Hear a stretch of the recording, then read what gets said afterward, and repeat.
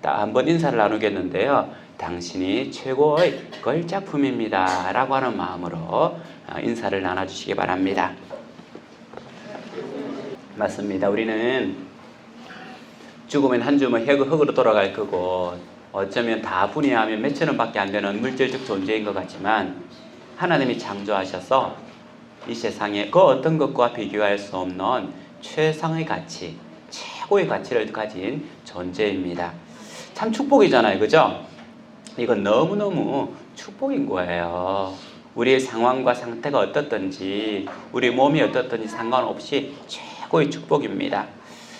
이런 우리 하나님께서 지켜주셔서 한 해를 이제는 보내고 있습니다. 12월 마지막 주일을 보내고 있는데요. 한 해 동안 하나님께서 저희를 지켜주신 것만으로 여기까지 살아온 것만으로도 감사해요. 그동안에 올 한 해 동안 좋은 일도 있었겠지만 어려운 일도 있었죠. 한데 여기까지 살아온 게 어딥니까? 살아온 것만으로도 감사하고 또 하나님 앞에 영광 드릴만 합니다. 우리가 잘 알고 있는 강영호 박사가 있습니다. 지금으로부터 한 7년 전 세상을 떠났는데요. 강영호 박사는 우리가 잘 알고 있는 것처럼 앞이 보이지 않는 시각장애인이었죠. 16살에 시각장애인이 되었습니다. 자기 아버지가 돌아가시고 난 뒤에 얼마 안 돼서 중학교 2학년 때 축구하다가 공에 맞아서 한쪽 실명을 했는데 곧 두 쪽 다 실명의 위기에 놓인 거예요. 그 이야기를 들은 아들이 실명한다는 이야기를 들은 그 어머니가 다음날 놀라가지고 돌아가십니다. 그러니까 이 가정이 어떻게 되겠어요? 누나가 있었는데 이 누나가 이제 엄마도 죽고 아빠도 죽었으니까 가정을 책임져야 되잖아요. 그래서 서울에 있는 평화시장에서 봉제 공장에서 일을 하죠. 자기 동생들을 먹여 살리기 위해서. 그러다가 과로사로 또 죽어버립니다. 이런 인생. 그러면서 이제는 자기는 앞을 보지 못하니까 명인학교로 가고 자기 막내 여동생은 구화원으로 가고 자기 남동생은 철물점으로 가는 이렇게 완전히 가정이 풍비박산이 일어나 버리는 이런 상황이었어요. 그런데 그가 나중에는 영화로운 삶을 살죠. 한국인으로서 최고로 높은 대통령 차관보, 정책 차관보에 이르는 그 직은 굉장히 높은 사성장군보다 높은 자리입니다. 차관보에 올라가는 그런 큰 영광을 누리게 됩니다. 그가 이제는 그 관직에서 다 떠났을 때에 2011년 말에 췌장암이라고 하는 판정을 받습니다. 그 판정을 받으면서 의사가 이야기를 하죠. 당신이 수술을 하면 2년 동안 살 수 있습니다. 라고 했을 때에 그분은 뭐라고 했냐면 내 생명을 연장시킬 마음이 없습니다. 하나님께서 나에게 주신 그 날수를 누리고 나는 하나님께 가겠습니다. 라고 이야기를 해요. 그리고 2011년 연말이 되었을 때에 지인들에게 편지를 보냅니다. 이렇게 누구보다도 행복하고 축복된 인생을 살아갈 수 있도록 시간을 허락하시고 또 이렇게 자기 주변을 정리할 수 있는 시간도 주셨고 작별할 수 있는 이 귀한 시간을 주신 것에 대해서 감사한다면서 지인들에게 편지를 보내요. 그리고 평생 자기의 반려자로 살아왔던 아내에게도 편지를 보내게 됩니다. 그리고 나서 그 다음 해에는 이제 로타리 재단에 25만 달러를 기부하고 그가 나왔던 연세대학에도 4억을 기부하면서 마지막까지 그가 가지고 있는 재산들을 정리해서 기부하는 그런 시간들을 보내요. 그러면서 그가 이제 2012년 그렇게 세상을 떠나기 전 그가 뭐라고 이야기하냐면 그의 모든 것은 이것은 하나님의 축복을 하나님께서 주신 축복의 삶이었다. 그리고 자기에게 지팡이가 된 아내가 나와 함께 있어서 이것이 가능했다라고 이야기하면서 세상을 떠나게 됩니다. 우리 삶에 있어서 가장 중요한 것이 뭘까요? 여러분의 삶에 있어서 가장 중요한 것이 뭘까요? 어떤 사람은 건강이라고 이야기를 하고 또 어떤 사람은 명예라고 이야기를 합니다. 제가 어릴 때 이발소에 가면 한쪽에 먼지가 가득 낀 그 액자에 이런 글귀가 있었습니다. 돈을 잃은 것은 적게 잃은 것이요 명예를 잃은 것은 반을 잃은 것이요 건강을 잃은 것은 다 잃은 것이다 라고 하면서 건강의 중요성을 이야기를 했죠. 만일 강영호 박사에게 비교한다면 이 말은 전혀 관계가 되지 않습니다. 그 시대 때 시각장애인이라고 하면 음식점에 가면 찬밥이었어요. 음식점에 가더라도 오전에 가면 다 쫓겨나요. 상점에 가서 오전에 상점에 가면 재수 없다고 오후에 오라고 다 쫓아내버리고 식당에 가더라도 한쪽 구석에서 개우밥을 먹을 수 있는 인생에 있어서 가장 밑바닥 인생을 걷는 사람들이 바로 시각장애인이었는데 그에게 무슨 명예가 있었겠습니까? 또 그는 앞을 보지 못하는 맹인이었기 때문에 그보다 더 건강하지 못한 사람이 누가 있겠습니까? 건강이나 명예를 전혀 가지지 못한 시대적인 혐오의 대상이었고 모든 것을 잃어버릴 만한 사람이었습니다. 그는 분명히 가장 불행한 인생을 살아가는 사람이라고 할 수 있겠죠. 하지만 우리는 어느 누구도 그 사람이 불행한 인생을 살아갔다라고 말하고 있지 않습니다. 우리도 그 사람을 가리켜서 참으로 불행한 사람이 아니라 훌륭한 삶을 살았고 행복한 삶을 살았다라고 이야기를 하고 있죠. 왜 그가 그런 삶을 살았겠습니까? 인생에 가장 중요한 것을 붙잡았기 때문에 그렇습니다. 오늘 말씀은 인생에 있어서 가장 중요한 것이 무엇입니까? 라고 하는 질문입니다. 마가복음 12장 28절 보면 서기관 중 한 사람이 그들이 변론하는 것을 듣고 예수께서 잘 대답하시는 줄 알고 나와 묻되 모든 계명 중에 첫째가 무엇입니까? 라고 질문을 던지고 있죠. 우리가 앞에서 말씀 보았던 것처럼 앞에 있는 사람들은 여러 사람 사두개인도 왔고 헤롯 왕도 왔고 바리새인들도 왔고 장로들도 왔고 그 시대에 모든 유력한 자들, 힘을 가진 자들이 다 와서 예수님에게 질문하고 대적하는데 오늘은 또 누가 말하냐 하면 서기관이 말하고 있습니다. 서기관은 고위층 중에서도 고위층이라고 할 수 있어요. 대부분 서기관들은요 바리새인들이 중심이었는데 이것은 우리가 성경에 나와 있는 에스라의 후손이라고 하는 사람들이에요. 그래서 다른 성경에서는 이 서기관을 어떻게 번역을 하냐 하면 율법학자라고 번역을 합니다. 율법에 대해서 가장 잘 아는 사람으로서 사람들에게 율법을 가르치고 율법을 강론하고 교육을 하는 그 시대 사회의 핵심적 인물이었어요. 그러니까 이 서기관들은 바리새인들 중이지만 바리새인들 중에 바리새인들이라고 할 만큼이나 굉장히 철저한 사람들이었습니다.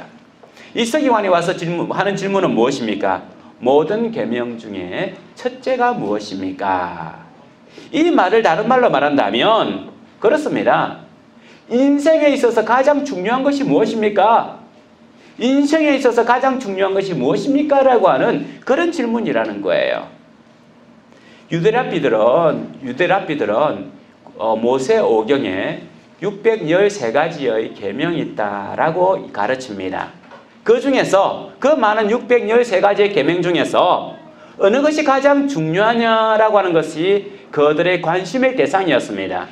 어느 것이 가장 첫째냐, 어느 것이 가장 중요하냐, 어느 것을 가장 잘 지켜야 되느냐라고 하는 것이 유대 랍비들의 관심거리였죠. 왜냐하면 그것이 인생에 있어서 가장 중요한 것이니까요. 우리도 살아가는 데 있어서 중요한 것이 613가지만 되겠습니까? 앉아서 생각해보면 엄청 많은 거죠. 제가 말씀을 묵상하면서 뒤에 앉아가지고 이것들을 생각하니까 감격이 되는 거예요. 우리에게 그렇게 많은 중요한 것이 있는데 여러분들에게는 중요한 것이 뭐가 있겠습니까? 남편이 가장 중요할 수도 있고요. 아내가 가장 중요할 수도 있고 어떤 사람은 가치적인 정직이 중요하다, 사랑이 중요하다, 우애가 중요하고 지식이 중요하고 절제가 중요하고 명예가 중요하고 어떤 사람은 건강이 중요하고 재산이 중요하고 돈도 중요하고 직장도 중요하고 옷도 중요하고 가방도 중요하고 친구도 중요하고 300리터가 넘는 냉장고도 중요하고 벽만한 텔레비전도 중요하고 아니면 이 텔레비전을 걸 수 있는 멋진 집도 중요하고, 우리에게 중요한 게 600가지만 되겠습니까? 1000가지도 될 거예요. 여러분에게 있어서 가장 중요한 것 하나를 선택하라고 한다면 어떤 것을 선택하겠습니까? 여러분 인생에 있어서 가장 중요한 것을 선택하라고 한다면 어떤 것을 선택하겠냐라고 하는 것이 바로 이 질문이라는 겁니다. 이 질문 앞에서 저는 아침에 굉장히 감격이 되더라고요. 나에게 참으로 중요한 게 많긴 한데 그 중에 내가 중요한 것 하나만 선택하라고 한다면 감히 이것을 선택할 수 있다고 하니 이것보다 우리 인생에 있어서 감격적인 것이 무엇이 있겠는가? 절대적 가치, 절대적인 것 하나를 선택할 수 있는 이 믿음을 주셨으니 우리에게 이보다 더 감격스러운 인생이 어디 있겠는가라고 하는 마음이 들었습니다. 우리 인생에 있어서 가장 중요한 것이 여러분 무엇입니까? 어떤 것이 가장 중요합니까? 예수님께서는 가장 중요한 것을 우리에게 이야기해 주고 있습니다. 29절과 30절 같이 한번 읽어보도록 하겠습니다. 시작.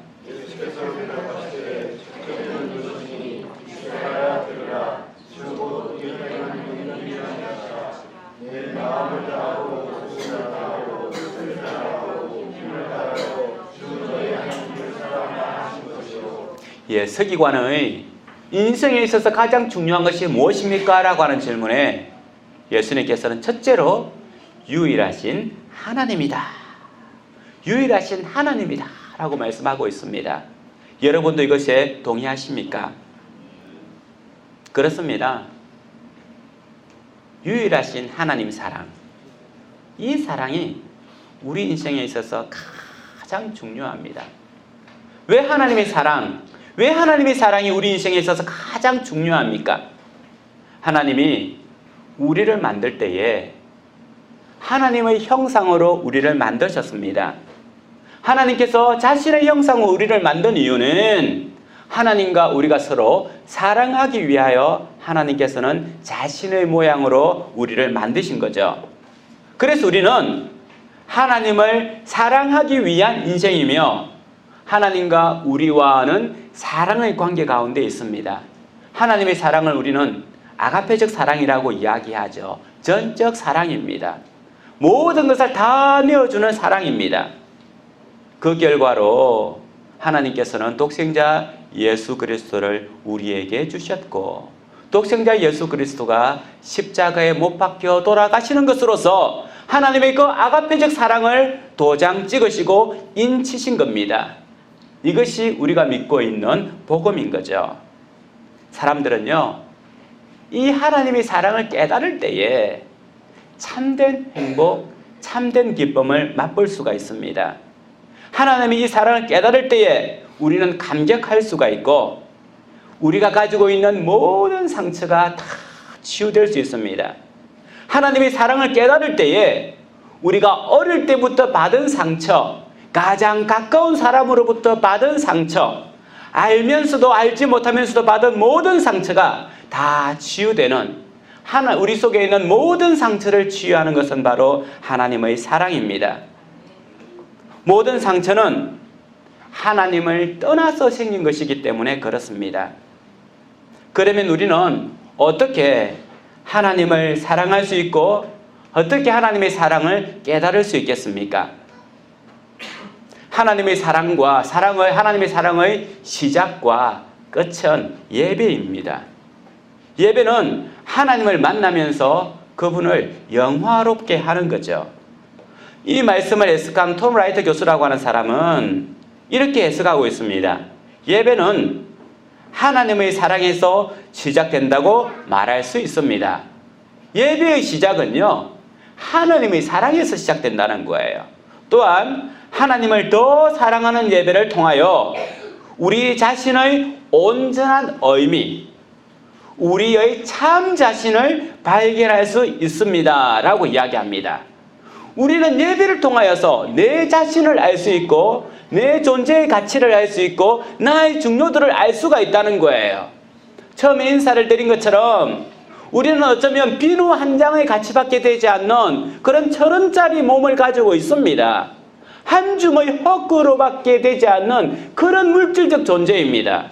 그런데 우리 가치가 한 장의 비누가 아니죠. 하나의 벽돌이 아니라는 거예요. 그 가치를 아는 것은 하나님을 만날 때에 예배 가운데에서 우리의 참된 가치를 알아간다는 겁니다. 그래서 톰 라이트 교수는 예배는 어중간하게 드려서는 안 된다라고 말씀하는 거예요. 곧 예배는 미지근하게 드려서는 안 된다. 예배는 결코 어중간하게 미지근하게 앉아있는 자리가 아니라는 겁니다. 내가 앉아있는 의자만 따뜻하게 데우고 나가는 자리가 예배 자리가 아니라는 거예요. 현대의 많은 사람들은 교회에 찾아와서 교회 가면 좋지, 교회 가면 좋은 사람들이 많이 있으니까 그 사람들과 교제하고 어울리는 것은 유익한 시간이야. 또 목사님은 때로는 좋은 말씀을 하시니까 그 좋은 말씀을 들으면 우리 인격이 다듬어지고 좋아질 거잖아. 교회 가가지고 손해볼 건 없어. 그래서 교회 가는 게 좋아라고 말할 수 있습니다. 이런 마음으로 교회 온다고 하는 것도 참 귀한 거죠. 좋은 일이 맞습니다. 하지만 이것은 예배의 본질은 아닙니다. 비본질입니다. 이런 비본질 가운데 예배에 찾아올 수는 있습니다. 좋은 사람들을 만나기 위해서, 좋은 이야기를 듣기 위해서, 또 나의 병을 고치기 위해서, 나의 문제를 해결하기 위해서 교회를 찾아올 수는 있습니다. 하지만 이 비본질에 머물지 않고 참된 예배 가운데 본질을 찾아 나가야 되는 거죠. 수박 껍질을 먹으면서 수박의 참맛을 봤다라고 말할 수는 없습니다. 교회는 하나님께 온전한 예배를 드리기 위한 공동체입니다. 그래서 교회 나왔을 때는 온전한 예배를 드려야만 교회의 가치, 내 자신의 가치를 찾을 수가 있습니다. 어떤 것이 온전한 예배일까요? 12장 30절 조금 전에 읽은 바에 의하면 내 마음을 다하고 목숨을 다하고 뜻을 다하고 힘을 다하여 드리는 예배. 다른 말로 말한다면 이건 너무 추상적인 것 같아요. 다른 말로 말한다면 우리의 모든 것으로 드리는 예배. 말 그대로 영적인 것이든지 육지적인 것이든지 형이 상학이든지 형이 하학이든지 정신적 요소든지 아니면 물질적 요소든지 우리가 가지고 있는 모든 것을 다하여서 하나님께 드리는 예배가 온전한 예배입니다. 레위기서 3장은 하나님께 제사 드리는 제도를 보여주고 있는데요. 특별히 레위기서 3장은 화목제, 하나님과 우리 사이에 화목하게 지내는 것, 화평하게 지내는 예배에 대해서 제사에 대해서 드려지고 있습니다. 그런데 이 화목제는 다른 제사와 특이하게 다른 게 있어요. 제가 레위기서 3장 3절에서부터 4절을 읽어드릴 테니까 한번 들어보시기 바랍니다. 그는 또 그 화목제의 제물 중에서 여호와께 화제를 드릴지니, 화제는 불을 태워 드리는 제사를 말하는 겁니다. 곧 내장에 덮인 기름과 내장에 붙은 모든 기름과 두 콩팥과 그 위의 기름 곧 허리 쪽에 있는 것과 간에 덮인 그 풀을 콩팥과 함께 떼낼 것이요, 이것을 태워드리라는 거예요. 다시 정리한다면 하나님 앞에 화목제물이라고 하는 것은 이 화목제물을 통하여 죄를 씻는 것은 아니에요. 죄를 씻는 것은 속죄제와 속건제가 있습니다. 이것을 통하여서 하나님과 우리 사이에 있는 죄의 문제를 해결하는데, 지속적으로 하나님을 만나고 하나님과 화평하게 누리고 하나님의 복을 누리는 이 화목제는 어떻게 드리느냐 하면 특별하게도 내장을 드리는 거예요. 내장을 드리는 것. 여기서 나와 있는 것은 우리 몸속에, 그 동물 몸속에 있는 기름과 콩팥 2개와 그리고 간 일부분이에요. 이것을 하나님 앞에 태워서 올려드리는 거예요. 다른 제물들은요, 고기도 태워드리고 이렇게 합니다. 근데 이 화목제물만은 내장을 태워드려요. 내장을 태워드리는 의미는 이 내장 속에, 유대인들의 정신은 내장 속에 우리 사람의 마음과 영혼이 깃든다고 생각을 했어요.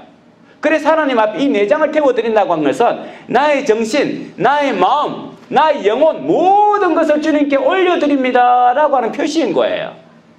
하나님과 화목하는 예배를 드리기 위해서, 하나님과 평화의 예배를 드리기 위해서, 하나님을 만나는 온전한 예배를 드리기 위해서는 내 내장을 태워드려야 되는 거예요. 내가 가지고 있는 모든 것을 다 태워서 주님께 드리는 것이 바로 화목제물의 본질이라는 겁니다. 나의 감정, 나의 영혼, 나의 정신, 이 모든 것을 하나님 앞에 올려드리는 겁니다. 기억하십시오. 우리의 감정마저라도 신약시대 때 예배는 바로 이것을 이어져 오고 있습니다. 이 예배의 주체는 목사가 아닙니다. 여러분들이 예배 나올 때에 우리 목사님이 나를 기다리겠지. 물론 저도 여러분들을 기다립니다. 하지만 내가 기다리는 것이 아니라 하나님이 기다리시는 거예요. 예배의 주체는 여러분들이 아닙니다. 내가 은혜를 받았어. 내가 예배가 좋았어. 예배를 통해서 내가 좋아. 예배의 주체는 여러분이 아니에요. 예배를 통해서 내가 좋아져야 되는 게 아닙니다. 예배를 통해서 내가 감정이 좋아지고 내가 뭔가 그것이 아니. 예배의 주체는 하나님이십니다. 예배의 주체는 결코 자기 중심이 될 수가 없어요. 자기 중심의 예배는 하나님의 이름을 만홀히 여긴다. 하나님을 경히 여긴다. 가볍게 여기는 행위입니다. 우리가 찬양을 부를 때도 나를 위해서 찬양을 부르는 게 아니에요. 물론 나이가 들면 소리가 끄덕거리고 잘 나오지 않고 호흡이 딸릴 수 있습니다. 하지만 온 육체를 다하여 찬양을 드리는 것이 하나님께 드리는 것이기 때문에 그렇습니다. 음색이 좋지 못한 음색을 자랑하기 위해 찬양하는 것도 아니요, 고음이 올라가는 것을 보여주기 위해 찬양하는 것도 아닙니다. 찬양은 하나님께 드리기 위해서 우리가 어떤 상황 가운데에서도 찬양을 하는 거죠. 제가 설교하는 것도 그렇습니다. 지식을 전달하는 것이 아닙니다. 강연이 아닙니다. 제가 이 교회의 비전들을 설포하면서 여러분들을 설득해서 이 교회를 키우기 위한 방편이 설교가 아니라는 거예요. 하나님의 길을 제시하고 우리가 하나님을 더 기쁘게 하는 인생을 살아가기 위하여서 하나님의 마음을 전달하는 것이고 하나님의 말씀을 전달하는 것이 설교입니다. 그래서 설교는 하나님 중심이 되어야 하는 거죠. 우리 기도도 그렇습니다. 기도도 우리 자신을 위한 것이 아닙니다. 하나님을 위한 것입니다. 헌금도 우리 자신을 위한 것이 아니고 하나님을 위한 것이고, 교제도 우리를 위한 것이 아닙니다. 나중에 식사 교제도 우리 자신을 위한 것이 아닙니다.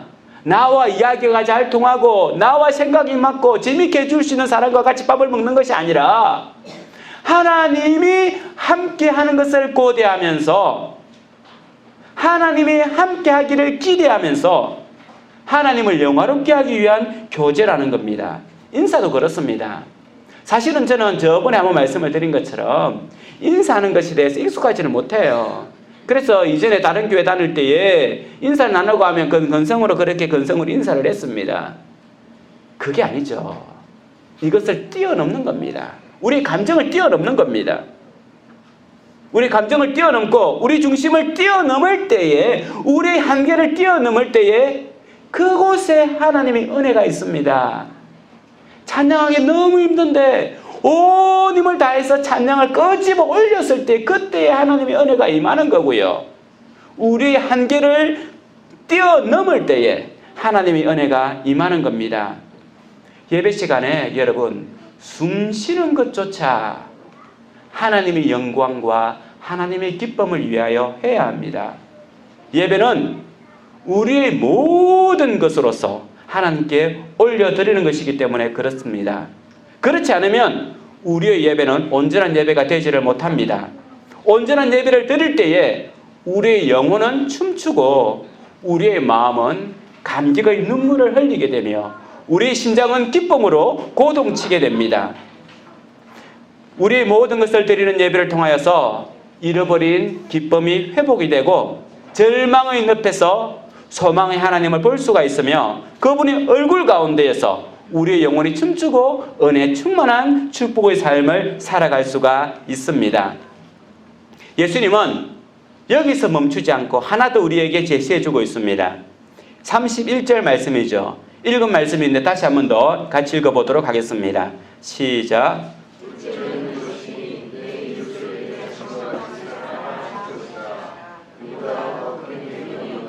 예, 하신 것이라 이보다 더 큰 계명이 없느니라. 우리가 이것을 잘 아는 것처럼 이웃을 내 자신과 같이 사랑하라 라고 하는 말씀이죠.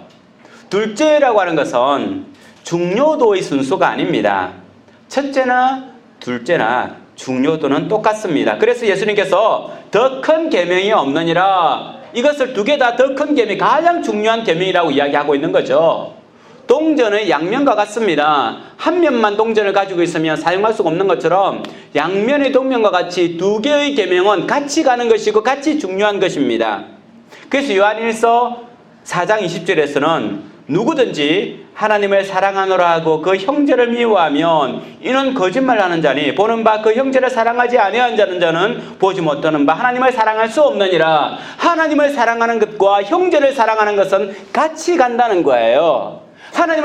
사람을 사랑하지 않으면서 형제를 사랑하지 않으면서 하나님을 사랑한다고 하는 것은 있을 수 없는 일이다 라고 하면서 같이 가는 것을 이야기하고 있습니다. 그 차이는 뭡니까? 순서의 차이입니다. 순서. 무엇이 먼저냐라고 하는 거죠. 이것이 중요합니다. 제가 어릴 때 들은 말 중에 이런 말이 있습니다. 나중에 태어난 삼촌은 있어도 나중에 태어난 뭐는 없을까요? 그렇죠. 통영에서 사용하는 말이나 저희 어머니가 7남매거든요. 그래서 조카가 우리 동생보다 나이가 더 많아요. 나중에 태어난 삼촌은 있어도 나중에 태어난 형은 없다. 반드시 형은 먼저 태어나는 거예요. 동생이 먼저 태어날 수가 없는 거죠. 이것이 이치인 겁니다. 이와 같이 하나님을 사랑하는 다음에 사람을 사랑하고 이웃을 사랑한다는 거예요. 하나님을 사랑하지 않으면 이웃을 사랑할 수가 없습니다. 이것은 극단적인 말인 것 같지만 틀림없는 진리입니다. 하나님을 사랑하지 않으면 사람을 사랑할 수 없는가? 사람을 사랑할 수가 없어요. 극단적인 말인 것 같지만 이것이 진리라는 거예요. 내 이웃을 내 몸과 같이 사랑하라 라고 하는 의미는 앞에 있는 성경 말씀과 똑같이 이야기하고 있습니다. 내 자신과 같이라고 하는 말은 내 마음을 다하고 목숨을 다하고 뜻을 다하고 힘을 다하여 이것을 함축해서 뭐라고 이야기하냐면 내 자신과 같이 너 자신 이것을 말이 가리켜서 내 마음을 다하고 목숨을 다하고 뜻을 다하고 힘을 다하여 사람들을 사랑하라는 겁니다. 내 자신과 같이 사랑하라는 거죠. 우리는 우리 자신을 사랑하지 않는다라고 하는 사람이 있지만 본질적으로 본능적으로 우리는 우리 자신을 사랑할 수밖에 없는 존재로 하나님께서 만드셨어요. 우리가 우리 자신을 사랑하지 않으면 우리는 태어나자마자 얼마 안 돼서 죽을 겁니다. 하나님께서는 우리 몸에 우리 자신을 사랑할 수 있도록 면역성이라고 하는 것을 강하게 주입해 두셨어요. 그래서 나는 본능적으로 무의식적으로 내 속에 있는 이 면역체계가 내 몸을 지키고 있는 거예요. 엄마 아빠가 지켜주는 게 아닙니다. 하나님께서 우리 몸속에 심어주신 그 면역체계가 우리를 지키고 있는 거예요. 하나님께서 그것을 심어두셨습니다. 또 우리가 이제 하면서 자기 방어 기제라고 하는 게 있죠. 혹시 여러분들이 옆에 있는 사람에게 눈앞에다가 박수를 꽝 치면 눈을 깜빡하잖아요. 이게 다 뭐예요? 자기를 보호하는 거예요. 자기를 보호하는 것. 하나님께서 이런 본능을 심어주셨어요. 자기 방어 기제라고 하는 게 있습니다. 이것은 무의식 가운데, 의식하지 않고 무의식 가운데 자기를 방어하는 기제인데요. 예를 들면 어떤 사람이 자기가 원하지 않는 큰 사고를 당했습니다. 그런데 그 사고를 깡그리 잊어버리거나 왜곡해서 기억하는 사람이 있어요. 그 사건 가운데에서 자기에게 상처가 될 만한 것은 쏙 빼버리고 괜찮은 것만 기억하거나 아예 깡그리 잊어버리는 게 있습니다. 이건 그 사람이 의도해서 그렇게 되는 것이 아니라 무의식 가운데 자기를 보호하는 자기의 정신적 스트레스, 정신적 상처를 막기 위해서 하는 방편이라는 거예요. 그래서 그 사람에게 왜 너 그것을 기억을 못해? 너 거짓말하고 있는 거잖아고 이야기하지만 그 사람 거짓말하는 게 아니에요. 그것만 기억하는 겁니다. 하나님께서 우리의 정신을 보호하기 위한 방어 기제로서 그것을 만들어 두셨다는 거죠. 우리 아이들도 그렇습니다. 아이가 두 살, 세 살, 이제 엄마 아빠한테 막 사랑을 받아야 될 때에 동생이 태어났어요. 그러면 동생이 태어나가지고 엄마 아빠가 이 동생들에게 관심이 막 쏟는 거예요. 그러면 이 아이들이 어떻게 합니까? 원래 변을 잘 가리는 아이들이 변도 누고 어리광을 부리고 이상한 소리도 하고 막 태행성을 발휘하는 거예요. 그러면 엄마들이 너 왜 그래? 너 소변 가리잖아. 막 야단을 치면 애가 더 힘들어하는 거예요. 그 아이들은 의도적으로 그렇게 하는 게 아니에요. 무의식 가운데 엄마 아빠의 사랑을 필요로 하는 그런 것 가운데에서 일어나는 현상이라는 겁니다. 그때는 더 다독거려주고 이 아이가 나의 사랑을 더 필요로 하는구나. 더 다독거려주면서 더 품어주고 위로해 줄 때 이 아이가 그것을 극복할 수가 있는 거예요. 그 아이가 일부러 그렇게 하는 게 아니에요. 하나님이 우리에게 심어주신 자기 방어 기제예요. 자기 방어 기제. 사랑이 없으면 사람이 살 수 없기 때문에 사랑이 없으면 사람이 살 수 없기 때문에 어린 아이는 아는 거예요. 부모의 사랑이 있어야만 내가 산다라고 하는 것을 알기 때문에 부모의 사랑을 갈구하는 방어 기제라는 거예요. 이렇게 사람은요, 하나님께서 본능적으로 자기를 방어하고 자기를 사랑할 수 있는 것을 우리 몸속에 심어 두셨어요. 바로 이것을 예수님께서 말하고 있는 겁니다. 너가 너 자신을 의식적으로든지 무의식적으로든지 너 사랑하는 그 사랑으로 다른 사람을 사랑해라 라고 말하고 있는 거죠. 기독교는 다른 종교와 틀림없이 다릅니다. 우리 기독교는요, 덕이나 선을 쌓는 도덕을 수행하는 종교가 아니에요. 예배, 우리가 만일 도덕적인 것과 또는 수행을 해야 되는 것이라고 한다면 예배만 하나님 앞에 잘 드리면 될 겁니다. 100년의 인생을 살아오면서 그 지혜를 글로 쓰고 있는 김영석 교수가 우리는 왜 기독교가 필요한가라고 하는 책에 이런 글을 쓰고 있습니다. 종교학자, 세계적 종교자 마르치아 엘리아드라고 하는 사람의 말을 빌려가지고 모든 종교는 그 기원이 자연이다라고 이야기해요. 자연이 주는 두려움을 극복하기 위해서 사람들이 종교를 만들었다.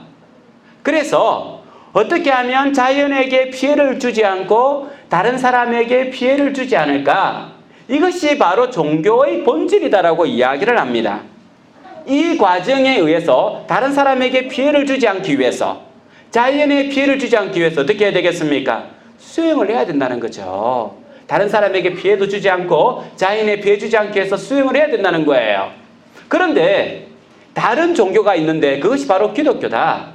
기독교는 그 기원이 자연이 아니라 그 기원이 전적으로 하나님께서 아브라함이라고 하는 사람을 말씀으로 부르셨고 이 아브라함을 통하여서 한 민족을 만드셨고 모세를 통하여서 출애굽을 하셨고 이스라엘 민족이라고 하는 것을 만들었다. 기독교는 그 기원이 자연이 아니라 하나님의 말씀, 부르심이다라고 이야기를 해요.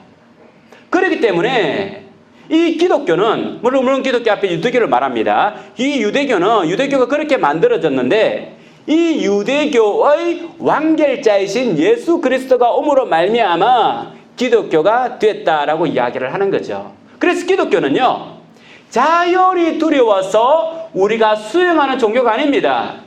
다른 사람으로부터 피해를 받지 않고 피해를 주지 않기 위해서 수행하는 종교가 아니라는 거예요. 우리는 하나님의 말씀을 따라서 부르심을 받고 그 말씀에 따라 사는 말씀의 종교입니다. 우리가 이웃을 대하는 기준은 다른 사람들과 기준이 사뭇 다릅니다.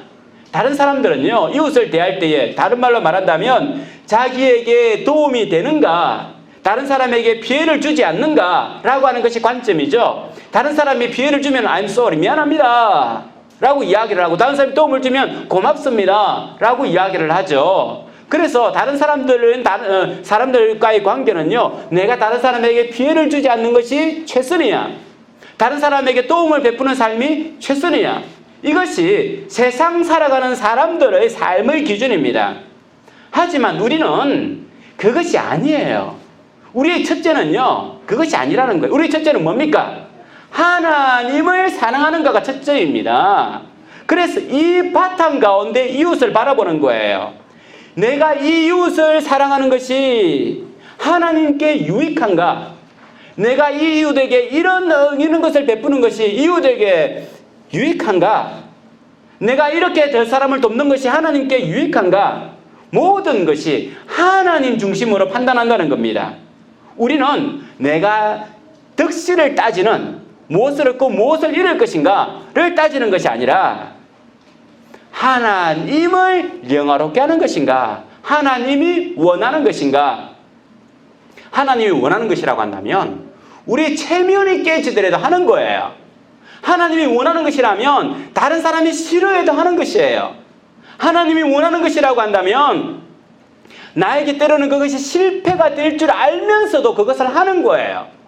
하나님이 이것을 원하는 것이라고 한다면 직장에서 쫓겨날 줄 알면서도 그것을 하는 거예요. 이것을 기독교에서는 뭐라고 하냐면 순교라고 하는 거죠. 고난이라고 하는 겁니다. 이 일을 통하여서 하나님께서 영광 받으시는가? 하나님께서 좋아하시는가? 이것이 유일한 기준이라는 겁니다. 그래서 요한일서 4장 21절에서는 우리가 이 계명을 주께 받았나니 하나님을 사랑하는 자는 또한 그 형제를 사랑하느니라. 하나님을 사랑하는 자가 그 형제를 사랑할 수 있다는 거예요. 그래서 제가 조금 전에 말씀을 드린 하나님을 사랑하지 않는 자는 이웃을 사랑할 수 없다라고 하는 것이 극단적인 언어인 것 같지만 하나님 앞에서는 그것이 진리라는 겁니다. 다른 사람이 다 싫어해도 내 체면이 깎이도 때로는 그것이 나에게 실패가 온다 할지라도 그것이 하나님을 기쁘시게 하는 것이라고 한다면 마땅히 내가 행해야 될 일이라고 하는 거죠. 하나님이 우선이고 하나님을 사랑하는 마음이 우선이고 그 사랑하는 마음으로 형제를 사랑하는 겁니다. 우리가 왜 전도를 합니까? 전도할 때마다 다른 사람들이 인상을 빡빡 쓰는데 왜 전도합니까? 그 사람들이 싫어하는 것을 내가 안 해야죠. 누가 기뻐하기 때문에? 하나님이 기뻐하고 잃어버린 영혼이 죽게 들어오는 것을 기뻐하기 때문에 그렇습니다. 우리가 왜 봉사합니까? 하나님이 기뻐하기 때문에. 하나님이 세우신 교회를 하나님께서 기뻐하시기 때문에 이 교회를 위하여 우리가 봉사하고 헌신하는 거죠. 때로는 그것이 나에게 힘든 시간이 될 수도 있고 때로는 남이 알아주지 못해가지고 마음이 그냥 힘들 때도 있지만 그럼에도 불구하고 보이지 않는 하나님께서 이것을 즐거워하시기 때문에 우리가 이 일들을 한다는 겁니다. 우리 기준은 내 자신이 아닙니다. 내 중심이 아닙니다. 사람 중심이 아닙니다. 하나님 중심입니다. 그분이 기뻐하시는 것이라면 우리의 기준을 바꿔야 된다는 거죠.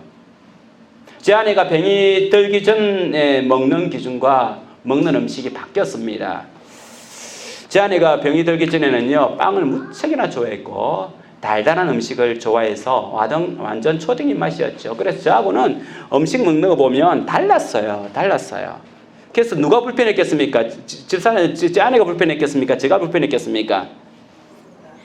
불편하면 목사님 당신이 챙겨 먹지 왜 또 다른 사람은 그 아내에게 부탁해야 됩니까? 라고 말하고 싶은 사람이 있을지 모르겠지만 그런데 몸이 아프니까 기준이 바뀌었어요. 맛이 있는가의 기준이 아니라 이 음식이 건강에 유익한가라고 하는 기준으로 바뀌었습니다. 그래서 아주 그 신 비타민 굉장히 쉬어요. 나한테는 맛이 괜찮거든요. 굉장히 쉬면 신이 비타민을 이 사람이 억지로 하루에 3번 먹는데 죽을 것 같아요. 그런데 안 죽어요. 왜? 이걸 먹으면 몸이 더 건강해지니까 몸에 건강한 것을 먹는 거지 이것이 내 입맛에 맞느냐의 것이 아니라는 거예요. 쓴 약을 먹는 이유도 어디에 있습니까? 맛을 보고 먹는 것이 아니라 건강에 유익하기 때문에 먹는 거예요. 우리가 예수님을 믿는 기준은 그렇습니다. 나에게 달달한가, 나에게 단맛이 나는가 그것이 아니라 하나님께 유익한가, 그분께 영광이 되는가, 우리 교회의 건강을 유지하는 데 있어서 중요한 것인가, 이것이 우리의 기준이 된다는 거예요. 우리가 이웃을 대하는 태도는 이와 같습니다. 나에게 유익이 되는가, 내 체면을 세울 수 있는가가 아니라 하나님께 유익한가, 하나님이 좋아하시는가, 교회를 건강하게 세울 수 있는가, 교회의 머리신 그분을 영화롭게 할 수 있는가, 이것이 우리 삶의 판단의 기준이라는 겁니다. 사랑하는 성도 여러분, 앞서 말한 강용호 박사는요, 그 모든 어려움을 극복하고 이런 인생, 참으로 그런 인생을 살한, 행복하고 영광의 인생을 살한 이유가 무엇이냐라고 인터뷰를 했을 때에 그가 가장 먼저 말한 것은 신앙이다라고 이야기를 했습니다. 그가 품고 있는 하나의 소원이 있었는데요. 하나님 앞에서 하나의 소원이 있었는데 그게였습니다. 자기가 하나님의 영광을 가리지 않고 보이지 않는 이 맹인의 때문에 말미암아 보이지 않는 하나님의 영광을 가리지 않고 영광을 드러내는 인생이 되게 해주십시오라고 말하면서 어릴 때 소원 기도가 그거였대요. 내가 지금 앞을 못 보는 이 맹인이지만 나중에 앞을 보는 사람들을 인도하는 사람이 되게 해주십시오. 그래서 하나님의 영광이 나타나게 해주십시오라고 하는 것이 그의 기도 제목이었고 바람이었대요. 하나님께서는 그 인생을 들어서 정말 앞을 보는 사람들을 더 잘 보게끔 인도하는 자로 만들어 주셨습니다. 우리는 모두 다 강영호 박사와 같은 사람이 될 수는 없습니다. 하지만 강영호 박사와 같이 하나님께 영광을 드릴 수 있는 사람은 될 수 있습니다. 생각의 기준을 바꾸어야 합니다. 우리의 가치관을 바꿔야 합니다. 우리 이익 중심, 우리 체면 중심, 우리 감정 중심이 아니라 하나님이 좋아하시는가? 하나님이 나라의 유익이 되는가? 교회의 머리 대신 예수 그리스도 그분을 높일 수 있는 것인가? 그렇다고 한다면 내 체면이 깎이더라도 내가 가진 것이 당장 손해본다 할지라도 내가 가진 모든 것으로 그분께서 원하시는 것을 내가 하겠다라고 하는 것이 우리의 판단이고 우리의 기준이 되어야 합니다. 그럴 때에 주님께서는 하나님을 사랑하는 그 마음으로 이웃을 살리게 하시며 이웃을 통하여서 하나님께서 영광을 받으시는 거죠. 그러면 하나님이 우리를 가장 잘 아시고 우리에게 가장 좋은 것을 허락해 주시는 하나님, 그분은 결코 우리를 실망시키지 않으시는 하나님이십니다. 우리를 절대 버리지 아니하시고 믿음의 길들 가운데 반드시 책임져 주시는 하나님인 것을 믿습니다. 이 하나님 앞에서 하나님의 영광과 그분의 기쁨과 그분의 즐거움을 위하여서 우리에게 주신 모든 것을 드려서 그분이 원하시는 삶을 살아가는 우리가 되기를 주님 이름으로 축원합니다. 이 시간 같이 하나님 앞에 한번 찬송했으면 좋겠습니다. 온 마음 다해 주님을 사랑하고 온 마음 다해 주님만을 알기를 원하며 내 모든 것을 다 주님께 드리기를 소원하는 마음으로 같이 찬양하겠습니다.